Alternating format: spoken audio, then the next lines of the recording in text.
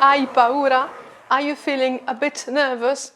Well, words like certo, nessuno, troppo, qualcuno may sound confusing at first, but don't worry, I've got you covered. In this lesson, we'll solve the riddle together.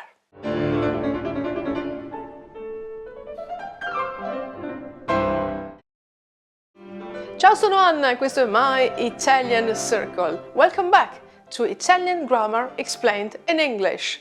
Why English? Because I want you to be able to understand and apply grammar concepts so you can feel more confident when you speak Italian. If you're looking for some listening practice, we have lots of videos all in Italian, but now don't miss the chance to understand how Italian works. Today I will explain indefinites, words that indicate an undetermined quality or quantity. They're nothing strange. We use them every day, even in basic conversation. This grammar topic was requested by our patron David. Carissimi, oggi ho scritto una poesia per celebrare l'indefinito. Celebrare l'indefinito? Ma cosa vuol dire? Lasciami leggere, è una poesia per il mio pubblico. Grazie. In un mondo di sogni e di stelle, certi sorrisi brillano come gemme belle. Molti cuori cercano un sentiero, alcuni trovano pace in un abbraccio sincero. Nessuno è senza un desiderio nel cuore, qualche speranza che cresce come un fiore. Qualcuno ti aspetta ovunque tu sia, in questa danza di vita e magia. Meravigliosa! Ti piace? L'ho scritta per le tue lezioni di grammatica. E allora, grammatica! Genovefa's poem was full of indefinites. But what are indefinites? Indefinites provide information about the quantity or quality of a person or thing in a vague and imprecise manner, like the English some, any, many, none, and so on. There are a lot of indefinites, but today we'll focus on the most common ones, starting from our little poem. I will keep things simple and provide lots of examples to help you understand. Let's start with Genovefa's poem. In un mondo di sogni e di stelle, certi sorrisi brillano come gemme belle. In a world of dreams and stars, certain smiles shine like beautiful gems. The adjective certo is very similar to the English certain, but its meaning changes depending on its position. Un certo amico mi ha raccontato un segreto. A certain friend told me a secret. The indefinite adjective certo means unspecified. Il problema non ha una soluzione certa. The problem has no definite solution. Here, certo means sure, definite, exactly the opposite. Certo is an adjective, therefore it agrees with the noun it refers to. Certi giorni non ho voglia di lavorare. Some days I don't feel like working. Certe persone preferiscono il vino rosso. Some people prefer red wine. We can also say certi preferiscono il vino rosso. Certi is a pronoun here. It replaces certe persone. Certain people, some people. Genovefa again. Molti cuori cercano un sentiero. Many hearts look for a path. Molti is an adjective here. Molto lavoro. Molta neve. Molti amici. Molte amiche. We can also make the superlative form. A teatro c'erano moltissimi spettatori. There were many spectators in the theater. The same applies for the indefinites poco and tanto. Ieri in città c'erano pochissime persone e tanti negozi erano chiusi. There were very few people in town yesterday and many shops were closed.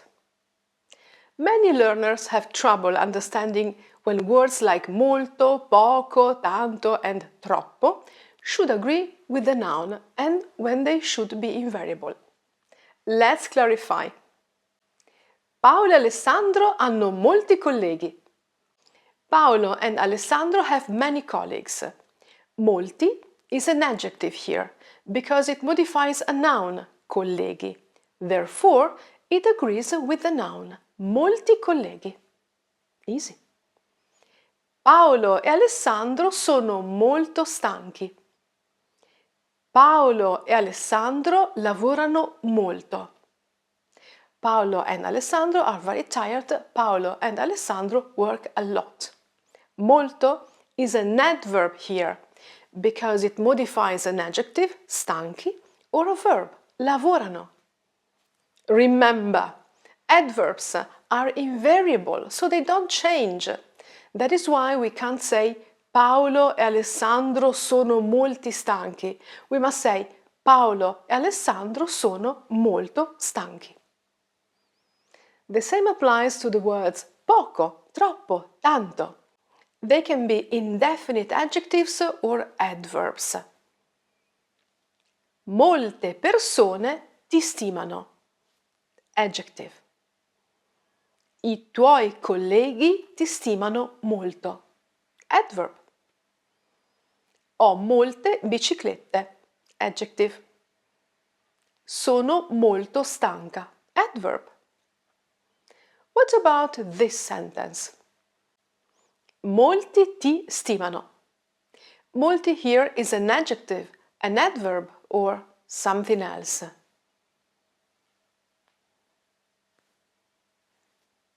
It's a pronoun.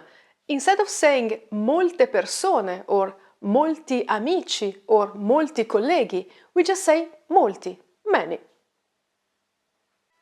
Now that you know the difference between indefinite adjectives, adverbs and pronouns, you'll be able to form your sentences with confidence. Let's do an exercise. Translate the following sentences into Italian using the word troppo in the correct form. I have too many problems.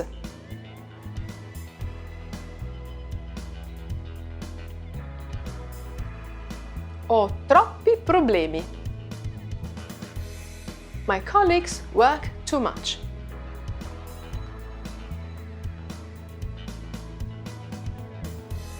I miei colleghi lavorano troppo. We are too tired.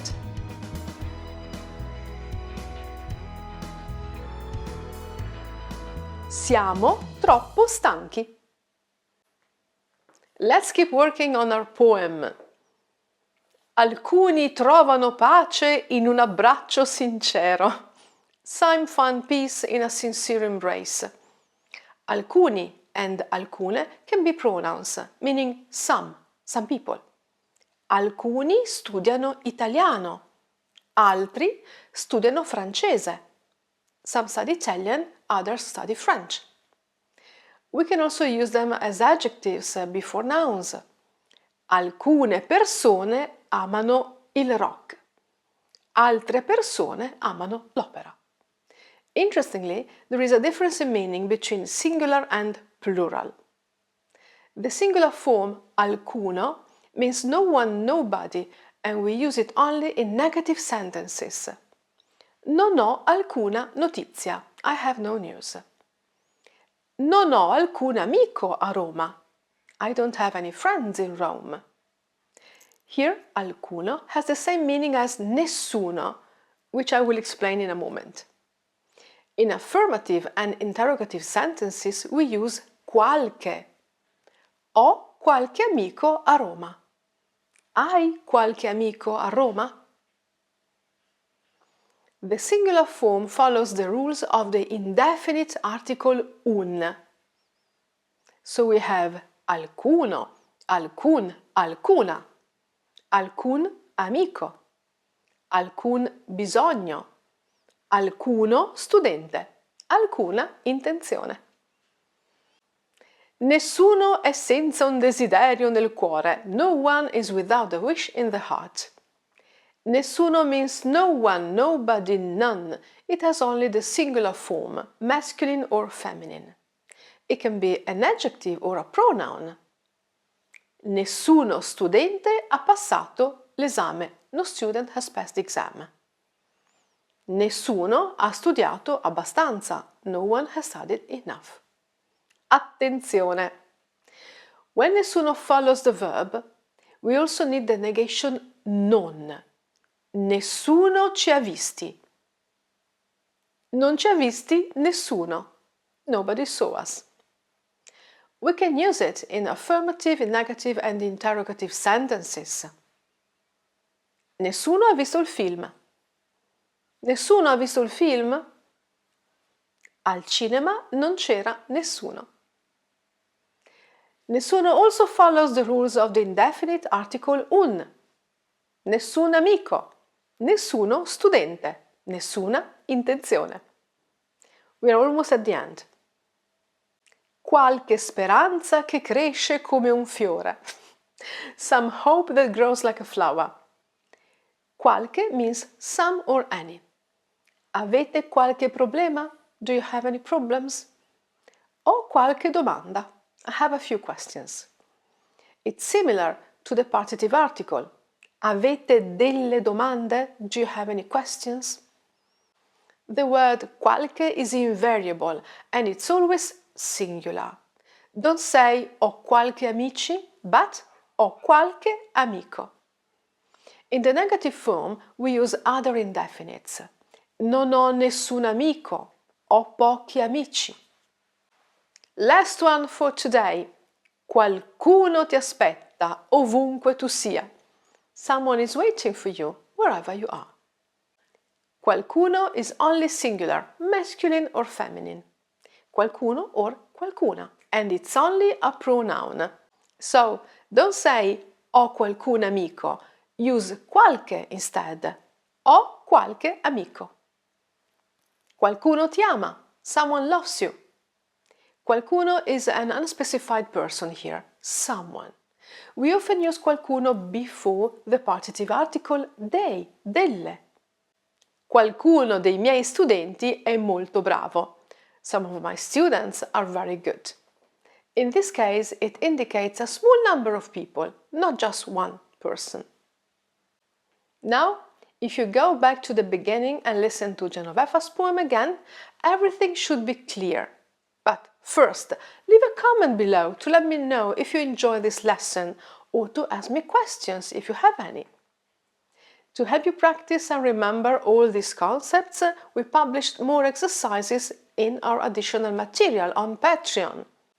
If you are a patron, download your PDF and let me know if you found it useful. Keep practicing and stay active! Ci vediamo la prossima settimana!